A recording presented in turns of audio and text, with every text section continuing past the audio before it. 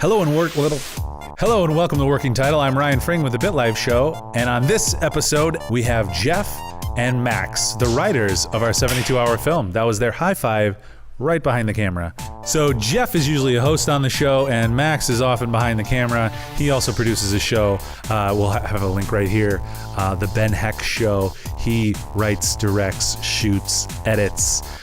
We're going to talk to these guys about writing the film, what that was like, a little bit about their process, and maybe find some tips that you can take into your own writing process.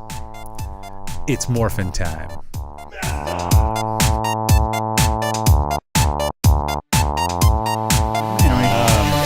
So one of the things that we have you guys on here for is to talk about writing. We just filmed with Julia. She's the producer of the 4 Points film Footnote, the 72-hour film contest. And you guys are the writers slash what other roles did you do? I know you did some. Did you do some editing or graphics? I did. I did some VFX you were stuff. There for VFX. Yep.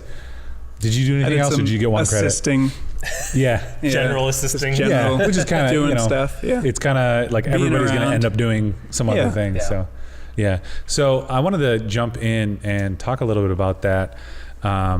Maybe like what was the experience like for you? I've talked. It depends on what point in the process you're talking about. Walk me through it. At 2:30 in the morning till 3:45. Right. I was like, we have no idea what we're gonna do. But then, like when it got to like 7 o'clock, I think we felt like we had a pretty good script. And then when we talked to you and kind of figured out a couple plot holes and things that we had, I felt like we were like, we did a great job on this. Yeah. Let's go home and sleep. Yeah. Let's regain our consciousness. Yeah. Well, and I will say this, like, I know it's because I've written a lot of stuff on myself, and I know you have too. Yeah. It's always good to have another person. Like this is like it worked out really, really well for you coming in and reading it with fresh eyes and not being there with us, because there's a point where even with two people bouncing ideas off of each other, there's going to be a point where we're not going to think of something, especially in that time crunch. Now, if it was like, if we wrote it over the course of like 2 months, okay, that's different, because we're probably going to go back over it and go, okay, wait, no, that does not make sense now. Hopefully. And not just go, 3 days, we're done, beautiful, let's just kill time for another month and a half, and then we'll go to Cancun.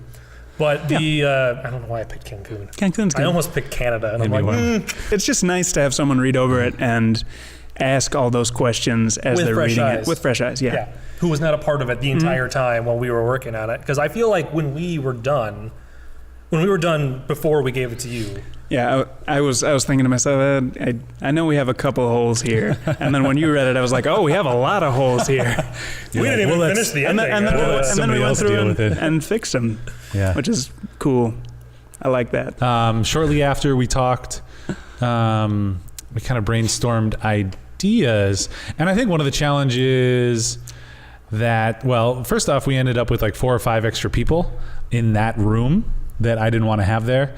But wasn't going to kick anybody out at that point. So we had everybody kind of adding their own it's ideas. pretty much impossible to write in that kind of environment. Yeah. Like when everyone's thinking of ideas and there's no person to say, yeah, we're doing that, or no, we're not doing that. Right. It's like it just goes nowhere. It's literally like if everybody was in their own car and they're all trying to go to the same one road, and you're on a multi-highway and you're merging, it's trying like to bumper get cars. Yeah, it's like you're not going to get anything done. It's going to take 3 times as long because nobody wants to like let each other in. Yeah. And I noticed Jeff, pretty much as soon as somebody opened their mouth, walked out of the room. Yeah, I saw that. And I could handle a little bit of it, and then I couldn't anymore. But you were a trooper. You stuck through, and you entertained some really stupid ideas. And, I sat from the outside watching, and just being like, "Yep, that's the man who's going to write the script." I just wanted to, have them feel like they have a part. Well, that's an important part of it, I think, too. And to hear people out. Right. You don't know where you're going to get an idea there we from. go. Well, and that's what I wanted. And we didn't know which genre we were going with. I wanted it to be led by the three of us from the creative perspective, and have other people maybe bounce ideas. But what happened is, again, with extra people, they would just take it down their own route and kind of try to beat their own drum instead of this additive kind of energy or force that I wanted us to build. So we did that for a little while, and then I made them write down ideas, and then I think I told you guys, I was like, all right, throw out those ideas, and let's do something. You know, we didn't throw them out per se, but we got rid of the list and went in a couple different directions, and then essentially we locked you guys in a room for a couple hours. Yeah. And something I'm really glad that we did was a week before Jeff and I met for a meeting at Chipotle, and we kind of went through the genres and tried to figure out. Oh wait. tried to figure out, like, with each genre, like whatever one we get, what are we gonna do for each one? And the three main ideas that we had came from that meeting. Yeah. Oh, Like nice. nothing came from just spontaneously being there. Because when you're actually in the moment, there's a lot of pressure, and it's like, oh, what? Like, at least for me, my brain kind of goes and just conks out. So it was good that we did that beforehand, Right. And then it's easy to flesh them out from there. Because there's definitely like a certain pressure that will like, and this has happened on the 48s for me in the like 48s. It doesn't matter 48, 72. That whole process, it's happened on me in the past where it's just sometimes it'll be like, nope, it's this idea. This is the idea. And I could totally envision the whole thing. Right. But then when there's a lot of pressure, when it gets to be a lot of pressure, in case like this, I'm right there with Max, where it just suddenly became, I don't know. Yeah. I can't. My brain cannot go. This idea is what we need to do. It's just, well, what did we come up with? And at least, and we went a direction. We went off of an idea that we had. Now we're not saying that we had the entire thing already done. It was like, well, that was a concept, and that's exactly what that needed to be. Or what that meeting was in the first place was just literally like, well, this is an idea to at least spark a direction to go, and we didn't really go fully down that path. Like, it was the idea of. Yeah, you can talk about it. So it's the idea about it's not the good guy, it's the bad guy that you're like. It's the origin story of the bad guy. You think it might be a good guy until the end. Okay, Right. literally that was the idea. And we wanted to do something that we never had done before. Right. Like, we got the two genres we got were mockumentary and surprise ending, and we decided not to go with mockumentary because it'd be like I keep forgetting. a walk in a park. I keep forgetting it was mockumentary. Because all the ideas kept being apocalyptic, and I'm like, was it apocalypse? Was that the other genre we got? No, it was not. Because we That's were like, when I left the room. And I was like, guys, that was just one idea. Move on to another idea. right. like- And then we didn't. Curse you, Fallout 4. Yeah. Which I can now play on my new Xbox. You did get an Xbox. You got an Xbox One? I did. Nice. Yep. You got an original Xbox. And then my really dirt cheap too. yeah, it was like $100. Wait. And then I tried putting Fallout 4 in there, and why isn't this working? So then I just ended up playing dress up. And then my receiver went out, so I had to take it out of the room, my office, which I have it in, because it hooked up to all the speakers, so I didn't have any sound, so I had to put it somewhere else. Oh, Kind of annoyed about that. And so that was something that was really important, I think, for me approaching the project, was getting everybody in the mind space beforehand where we're thinking about, because they had 16, I think, really great genres. I definitely wanted, virus or hero or action serial or something like that. Yeah. I wanted action serial. Action serial That was would've been so fun. much fun. The films and TV that I love to watch. Yeah. Is kind of what I wanted. And we ended up taking this in kind of a superhero type of direction, which was a blast. But I wanted everyone to kind of get into that creative mind space where you're thinking about, okay, for this genre, what are the movies that you're imagining, And same thing with the cinematographer. I talked to him as well, so he could think about different looks of movies that he likes, How do we best tell this story? And at every stage, even the writing, I mean, obviously with the writing, you're like, well, we're coming up with the whole story. But even then, there's so much that leads into that. There's your personality, there's, I guess nature and nurture, there's a lot of that. And then how you've kind of developed your tastes over the years as well. And so it's important to think about that stuff, because if you're not thinking about it, then when it comes crunch time, you're not going to have anything to fall back to. Right. Mm-hmm. Jeff, basically, you wrote the first draft. Yeah. And we didn't have any flashbacks. And Jet, you were just like, I Max, couldn't- you have to be in charge of the flashbacks because I have no. I remember Well, there being a night let's in the back up. middle So you of the guys got night. locked into a room and came up with the concepts. Yeah. And then we talked about them. And then we pitched him. And I didn't want to ruin anything at that point. I think all the concepts were really, really positive. But specifically, I know you've had bad experiences in the past, and so I wanted to be very sensitive to, your ideas, your babies, and so it worked out well because they were really good ideas.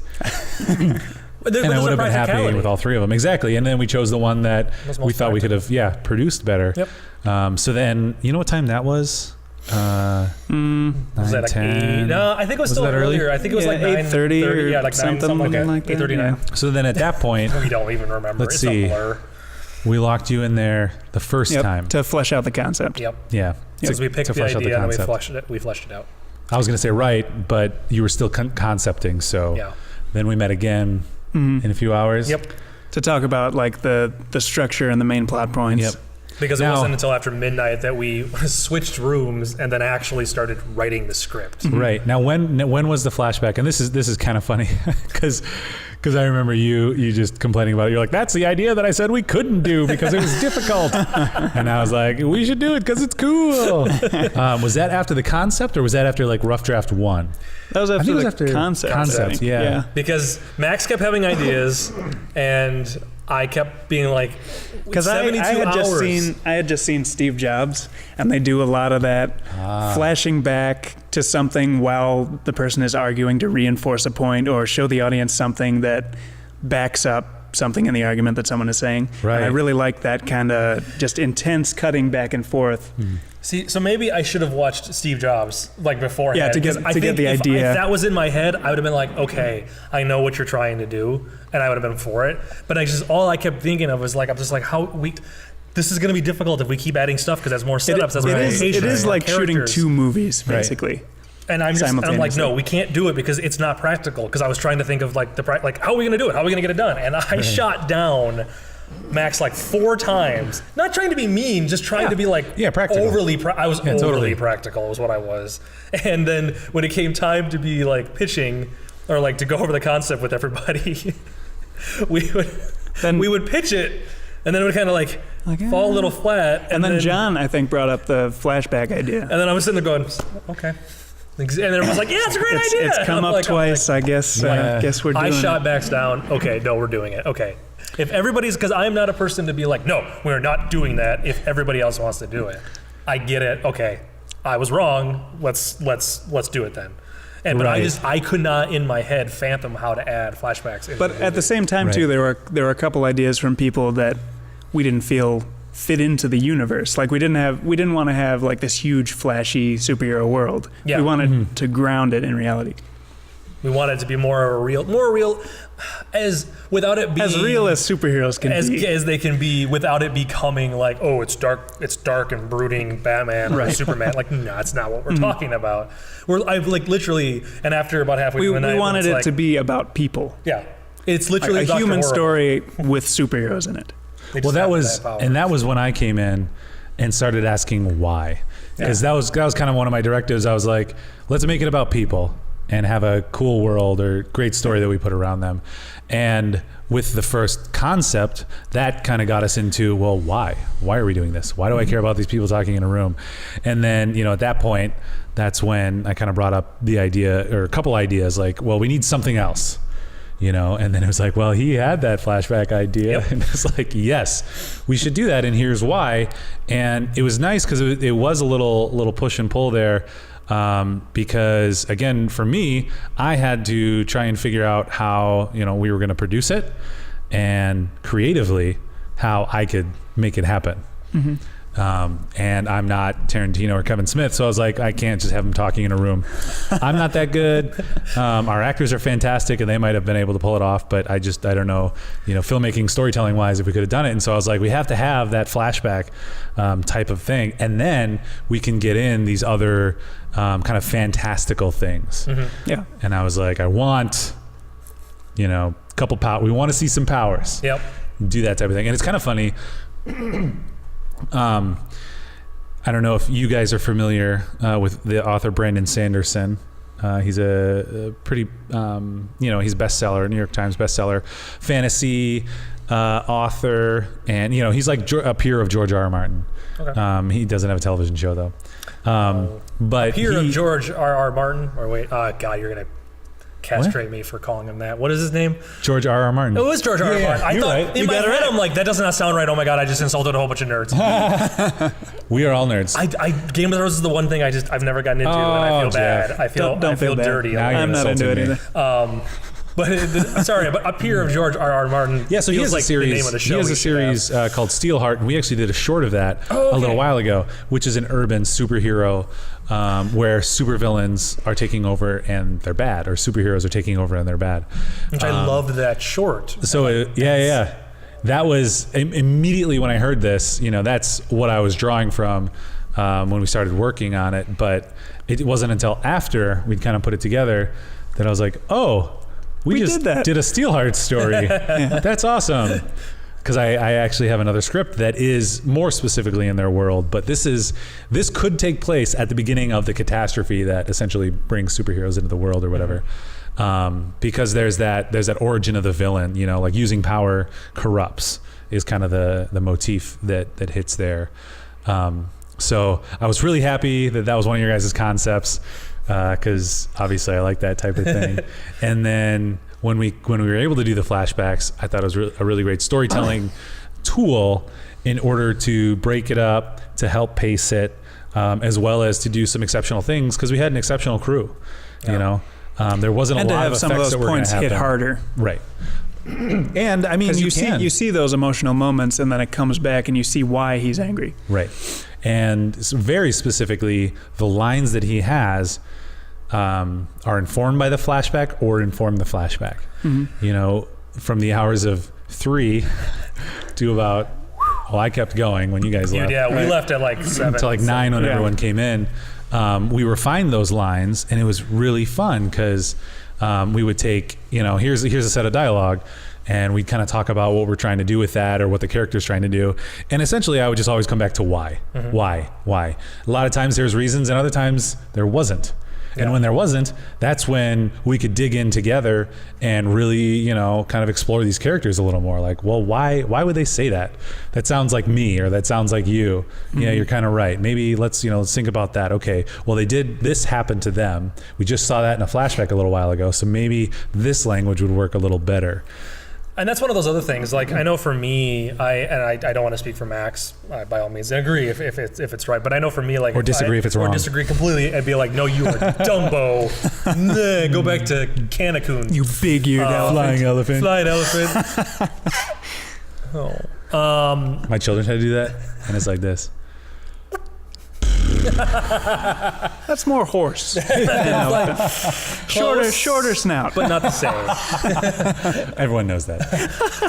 Oh, that's the difference. Dumbo's not about horse. Anyways, but no, I know when I start writing about something, because I will develop more than what will ever be on the page, mm-hmm. and it's all in my head, and I will sometimes get lost and forget. You don't know everything that I know is in my head. So what I wrote on the page, I'm like, well, yeah, this totally makes sense. They're referencing what this happened, this. Right. But none of that was in the script.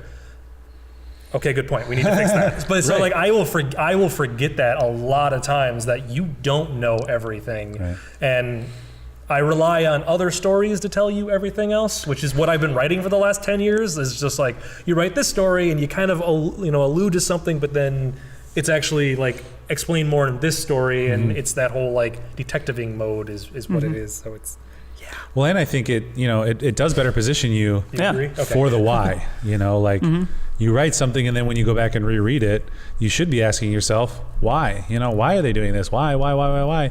Because if you don't have answers for that, then it's going to be really hard for the actors. And they might make something up that's completely different than what it should be. Than what you're thinking, yeah. Right. And it could go in a different direction. Yep. And I know for me, when I'm writing, I'm glad to have other people around, because I always have the tendency to write the middle of a story and leave out the beginning and end to be up to the audience. Yeah. And Jordan is always like, well, why is he doing this? Well, because this happened before in my head, and they can figure that out. Yeah. They're smart. They can figure this all out. Come on, right? It's more subjective, but it's not always the best way to tell a story. Right. Too. Right. Yeah, and it's that kind of like details, like how finely, or how, let's see, how much do we communicate details? You know, do we have to get very specific about this point, or can we be general? Right. Can we hint at it, or do we need to very specifically identify some points, some plot points? And that was actually one thing early on that I think it might have been a part of the situation where you have an idea and the other team comes in and has other opinions about it, and you don't know how to respond right away. But it was, I think early on you were like, well, we could have a narrator voice or something. And I don't know that was my idea. Yeah, I don't know that you really wanted it, but I think it was you trying to just negotiate part of the story and like, well, how are we going to explain this stuff? And so you came up with an idea, and I think that's when I heard that, I was like, no way. We can do better than that. You could do it really uniquely, but we'd have to come up with some kind of crazy way of doing it. That's more of a stylized kind of way of doing it. Because that started going the direction of more like Sin City, like a Sin City, like a noir-esque style detective. Which we actually thought he's going to be wearing like a detective coat. Yeah, like it could very well have been early iteration of it done that way too, and it just that wasn't. It'd be different. Yeah. Now, what about writing with like known actors? So there's something to just imagining a world and writing that, and you see, this character in your head and that character in your head and this character in your head. Now, turn your head 180 degrees and think about, okay, well, here's kind of the 5 actors that we want to work with because they're available. And we have some other ones for extra or background, but this is who we have. How did that affect the story that you guys wrote? Well, I'm used to writing for like my 3 friends. So I usually put one of them in those roles when I'm writing. But it was weird for me because I knew David and I knew how he acted, but I didn't know Marion or any of the other cast, really. I knew Matt. But it was harder writing for those people that I didn't know. So I just project somebody on. Yeah, I was gonna say, was it challenging? Did you write a character from the characters, I guess, starting from the character's point of view, or did you write the characters starting maybe from the actors that you knew were gonna act? I'd say more within the context of the story. And then when it comes to people, I'm thinking more about delivery than like how they would say act. It yeah, like can they say it like this? Can they convey it? Yeah, and I've done that. I will generally, like, I know for this one last time, the last one that we did a few months ago, when we were working on that, it was still like the first draft of it, at least in my head. There was different writers. It was another group of people, but like I know that when I was, from my point of view, I'm like, these 2 characters, the main characters, I have no mental image of what gender they are. I have no idea. I have no image of who they are. I am writing characters. I am writing a guy, and I'm writing a person who is refusing to go through like AA basically, and one that's struggling with it but doesn't want to, but maybe does. So it's like. That's all that I'm writing. With this one, we definitely thought about the characters and the main plot points before the actors. Yeah, and I mean, truthfully, the 2 characters for this one could have been 2 men. It could have been 2 women. It really could. I mean, well, up until a certain point when we had started kind of thinking about the relationships that they were going to have. We did start steering it in the sense, okay, it's going to be a guy and a woman. It's going to, it's probably going to be, the guy is this character. There's some relationship tension there. Right. Like we started pushing it one way after a while, but initially, at least for me, it's always about the characters and trying to get the that's why it was so hard answering all those pre-production questions, because people were coming at us with who's going to be in it, what locations are we going to have, and I'm like, I have an idea, but I can only tell you so much. Yeah, I'm just the writer. I didn't cast it. I don't cast the movie. Right. I think that's probably one of the biggest challenges, I think, if you're not acting in it yourself. Because a lot of times for 48s, and it works out well, and you see this in movies as well, for instance, the guys in The League, write and star in it. Because, I can come up with funny scenarios for myself, and I can think of some for you, and you'll think up some for you, and you for somebody else, and we can think up funny scenarios for the whole show, because we're the primary characters in there. So they're really starting with who they are as actors and as people, and kind of writing that into a show. And I think there's definitely strengths to that, but it's always a challenge with a 72 where you do probably have some people that are signed on. And for me, I really wanted somebody old.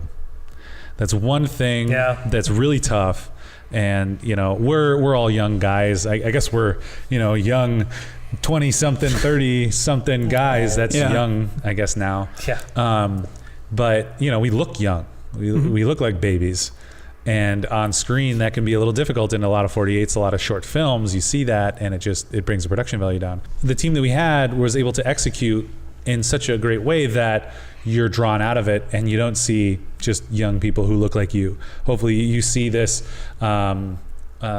this down on his luck, like starting to go crazy guy, and his kind of egotistical, maniacal girlfriend, and the characters that surround them, and not the actors. Which I feel like if we had cast somebody older in the main male lead, it would have still worked. It would have still been just fine. It would have been. It would have. You know, there would have been probably a little tweaking to it, but it would have still come off okay. You know, he's just like the creepy older boyfriend. Well, and that's what it would have become. Is it just like, well, then he would be, You just write what you know, right? Yeah. Which I am creepy. Yeah. 12 all years. the time. That's fine. 24/6. What about that last day? Tuesdays, I'm okay. Tuesday. Which is today. Yay. This is normal me, not creepy. But like, you know, and going along that same line about like writing for people, I feel like, for me at least, if we were to do another one with these same characters, it'd be 10 times easier. Because we have already developed characters. We know a visual style, and a way of telling the story. And we know what the actors can do because they have already acted one script out. So now we could take that and be like, okay, so that didn't quite work what we did this time, like that time. We can modify that so it still fits with the character, but now we can go this way with it. Right. Oh, you can do that better? Brilliant. Okay, we'll go that direction with it. Because I've done that for the Midnight Sleuth radio drama that I've written slowly over the last 4.5 years now. That like the first episode, I have characters and here's the people doing them, and then after that first episode, I'm like, okay, you can do this. We can change this. It still works for the character, and it actually made the show better because I already had one pass at it, and I knew what the actors could do. Right. So yeah, definitely. And for me at least, I know the second time around it probably would be easier to really nail the characters. Right. And there's something really interesting that you're bringing up that I'd love to hear you guys' perspective on, because on Sunday we shot the main scene for about 12 hours. So for 12 hours we were in that room where he descended into madness and surprise endinged his girlfriend. Right. That sounds dirty. He surprise ending his girlfriend. It was. We had to sweep up afterwards. Yeah. There was lots of just broken debris, stuff. And dust. So in that 12 hours, and this is kind of a question to the writer, you know, who's not necessarily in this instance, you weren't the writer, filmmaker. You write something, you hand it off, and then it becomes something else, something, you know, hopefully greater than what it started in just the script. Because on Sunday we came, you know, at every line we talked about every line and every moment and every beat, and we had to develop, you know, kind of reasons for certain things, backstories, and we talked about some of this early on in the script development, but then there was lots of new questions that we hadn't, and so at that point I had to step in as the kind of creative guide and figure things out. And so there's interesting notes that you wouldn't notice specifically in the film, or directions that they go with things, but hearing them might inform different choices in writing a future script. So the question kind of is, what's your perception on that, where you hand it off, somebody else makes it, and it turns out differently? And actually, we're re-editing some of it because we didn't do some of the effects. But then Max also pointed out, like, hey, here's some story points that we missed. Can we fix those? And I was like, holy crap, you're right. Glad somebody else is, you know, paying attention to this story. So, you know, you write the story. It's kind of a baby. You hand it off. What becomes of it, and what feelings you have towards it, and, you know, its transformation. Do you want me to hear? Oh, I mean, I know sometimes it can be, depending upon what the subject is, sometimes it can be a little disheartening because it's like, but that's not what I wrote. Like that, no, this was the story I wanted to tell. That happens, for me at least, that only happens once in a great while. Did it happen this time? It happened totally this time, and I hate it all. No, actually, the thing is that when I watched it, like once I actually saw it edited, like it's hard to judge when it's just it's just this clip, or it's just this clip. Like you have to see it as a whole, right, to see how the characters went. But like this time, once I saw it edited with no music, no sound effects, just cut together, I went, yeah, no, that's the character. Yeah, that's it. Like. It may not be exactly word for word, but I generally don't write something that's like, it has to be this, unless I like stress this line needs to be exactly as written. Otherwise, things are not going to work. But for the most part, for me, it's fun to see what other people, because I can be the writer filmmaker, right, and I know I'll film it the way that I will envision still work it, in my right. head. But then there's those times where, like this, it's actually kind of fun to be like, here you go. Like it's fun to see what you add to the world, and I kind of hope, truthfully, I kind of hope that's what George Lucas is doing right now. Like I kind of hope he's looking at like Abrams film going, back. Yeah, good. Oh my God, no, stop that. That's the surprise twist ending. Luke is actually Jar Jar. That's why he's not on the poster. We all know that this was another nice thing about Ryan coming to proof at 7 a.m. or whatever, was that you directed it, so we get to be clear, I came at 3.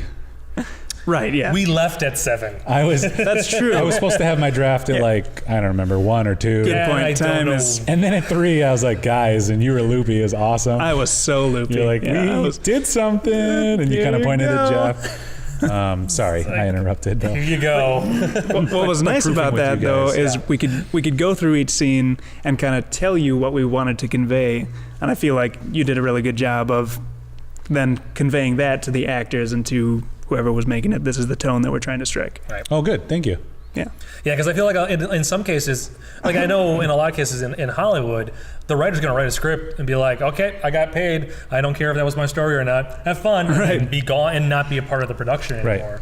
Whereas you're not paid. I'm not paid for this. And so, well, frankly, everyone is donating their time. Oh, yeah. And so like, I mean, I wouldn't have changed it much because I was on board with the idea and, whatever. So it wasn't hard for me. But,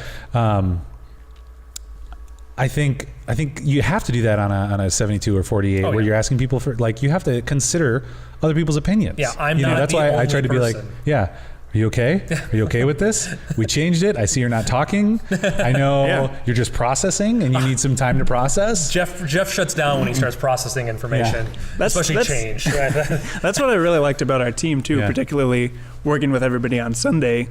Like nobody's ideas were just like, no, we're not doing that.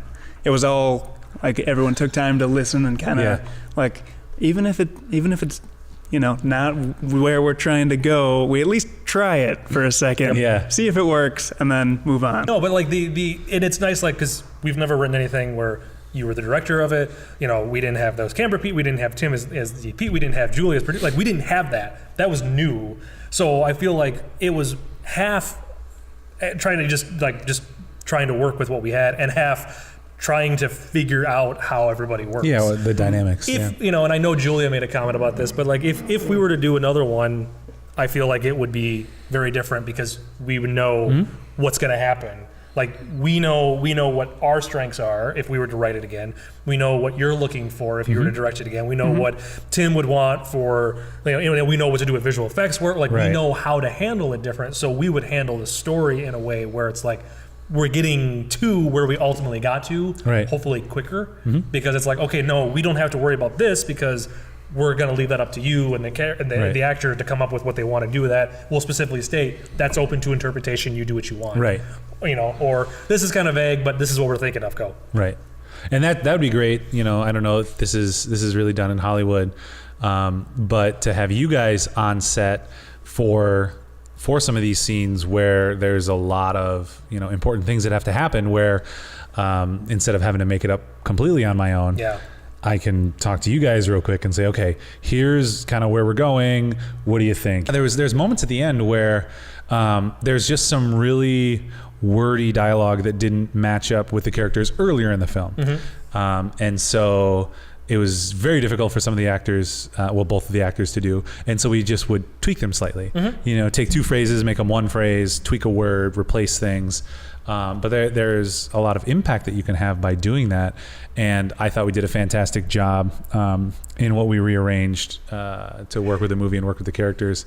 But having you guys on there, I can just run it by you and make sure that we're not, you know, doing anything incorrectly. Nothing? Okay. And I will say this, you know, at least from my point of view, having watched the film afterwards, after it had been edited and put together, I don't really remember, I can't, you know, differentiate between what exactly we had written and what was filmed. Because I haven't looked at the script since it was shot and edited. Yeah. So nice. I don't exactly... And we were delirious when we finished exactly, it. So I really don't remember most of it anyway. So you're going to be like, nope, Jeff, here's totally the script you guys wrote. Whatever. It's a bunch of G's over and over again. It's just all down the page. But no, like I don't, which is like I'm like, I know personally I'm not offended by it, because I know that when I read a script and I try to memorize lines, I can't. Yeah. I can't memorize a damn line, and I tend to paraphrase stuff anyway. Right. So I kind of just expect everybody else to do that too at this point. Well, and here's one of the interesting ones that got changed naturally because it was very hard to say and, you know, a little clunky in his mouth. Yeah. Like, sorry, Barbara, you lied. You made Samson into the hero, some sort of perfect Boy Scout, which I think we lost, but I wish we would have kept. Line's going. Yeah, because the Superman reference. By the way, when you watch this film, pretty much every scene and everything that's said and every plot point references something else in the film and in that story. So be thoughtful about it when you watch it. Even throwaway lines do. Even throwaway. Like the Boy Scout, which we literally threw away. So there were 6 people in that explosion that died, and my brother was one of them. That got changed. Oh, yeah. To like there was people in that building. He didn't have to destroy it. My brother. A building. So he took these beats. With my brother in it. Yeah. So he changed it into these beats because he's like, I'm building. And I was like, yep, we'll do that. Jess is here. All right. So we'll go ahead and wrap this up then. Is there any parting thoughts that you guys have? Tips, pro tips? Well, one more thing I was going to say. When we were writing the flashbacks, we came up with the thing about Samson being this crazy kind of idiot. And I was trying to make sure with Jeff, I'm like, is that too funny? Is it funny that he's doing this stuff? And what I realized was stupidity can be funny, but stupidity can also be frightening. Right. Like if someone is incompetent trying to deal with all this strength and this crazy stuff that's a world happening, where he gets away with anything. Right, yeah. He's so brainless that what he's doing is hurting actually people. Hurting people. Yeah. He just doesn't realize it. He's like a baby. Yeah, because he's like, look at all this attention I'm getting. Right. And that's all that he sees. And then people brush, whatever under the I don't know the saying. I'm going to ruin it. Anything bad that he does gets covered up, and so he thinks it's fine. Right. Yeah, it's like, okay. so then it's not bad. Then it is good. I'll just keep doing it then. It doesn't so he's matter. very infantile in that kind of perspective, and I saw that, like when I read it, I was like, yep, I get that. You know. Yeah.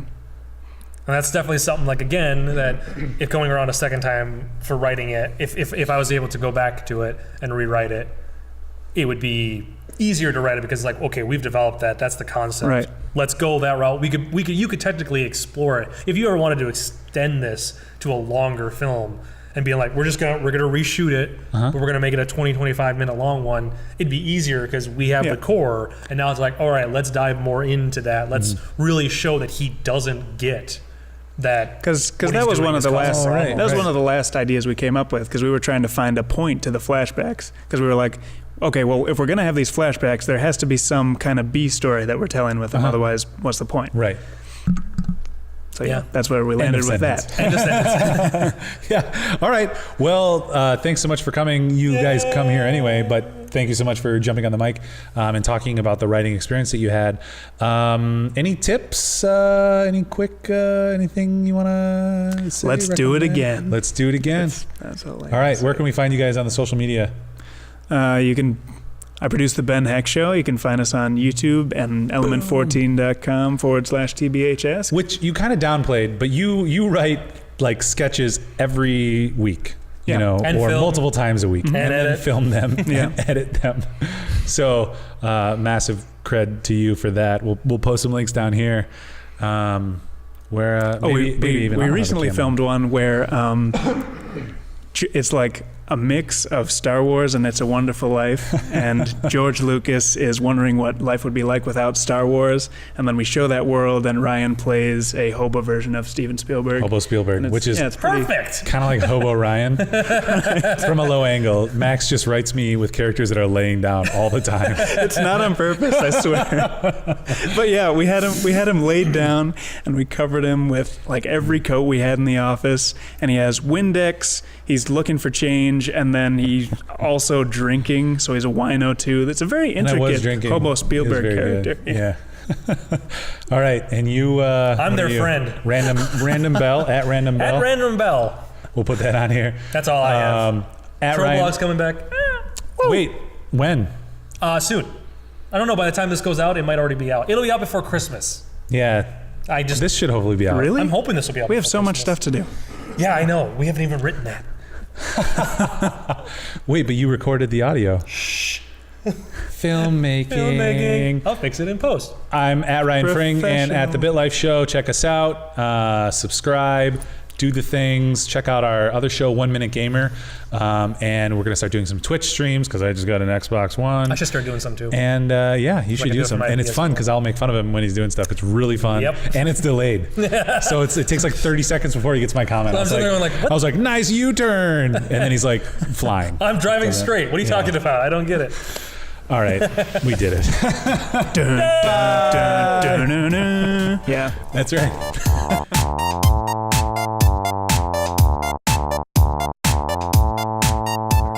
So don't touch it unless you know what you're doing with it in bed. Like back, even cartographers even nowadays will occasionally do it. Like when they're making a map of like a city or something like that, they will put in like fake streets that don't actually exist. What? Because they You do shut that your mouth. to prevent copyright You infringement. shut your mouth. So they're- like, you know how I know how you copied my map, or I can tell you copied. You know how I know? Because there's no road called Whimsy Magoo. Yes. I can't concentrate when you're doing your crap behind the camera. It wasn't very hard. That's what she said. Can I do that to myself? That's what she said. Yeah, that was double up, double.